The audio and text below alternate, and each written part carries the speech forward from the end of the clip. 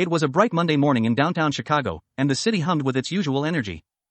Among the crowd, four figures moved with purpose. Dressed in business attire, they blended into the stream of commuters heading to work. But these four had no intention of spending the day in an office. Their target, the First Union Bank, a gleaming skyscraper that housed one of the largest vaults in the city. The group had been planning this heist for months. Their leader, Marcus, was a former military strategist with a sharp mind for detail. His team consisted of Carla, a tech genius who could hack into any security system, Benny, a smooth talker and master of disguise, and Rico, the muscle, an ex-con who had a knack for heavy lifting and intimidation. Their plan was meticulous. Marcus had spent weeks studying the bank's routines, security rotations, and weaknesses. He knew exactly when and where to strike. Today was the day. As they approached the bank, Marcus gave a subtle nod to the team. Each of them had their role, and they knew it well. Carla walked in first, wearing a sharp navy suit and glasses that gave her the look of a high-powered executive. She headed straight for the customer service desk, carrying a tablet with forged documents. Her job was to access the bank's internal network and disable the silent alarms. Within moments, she was in. Meanwhile, Benny, disguised as a delivery driver, entered the building through the side entrance, pushing a cart loaded with fake packages. Inside the cart, hidden beneath a pile of boxes, was Rico, who had been crammed inside with surprising ease.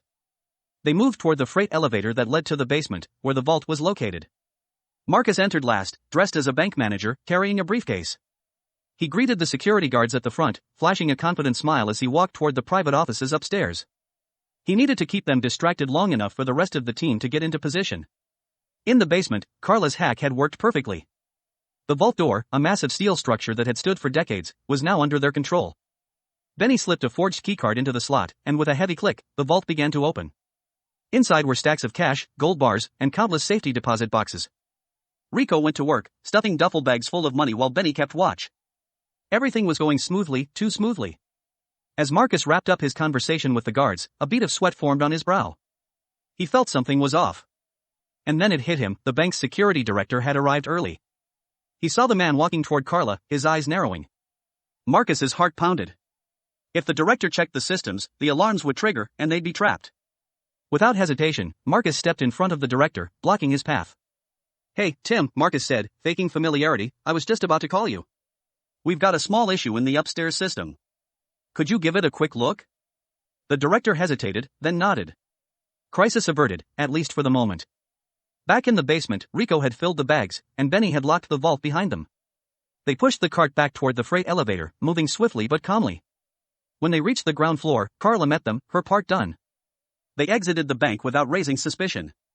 As Marcus left the building, his briefcase full of fake bank documents, he saw his team waiting in a nearby alley.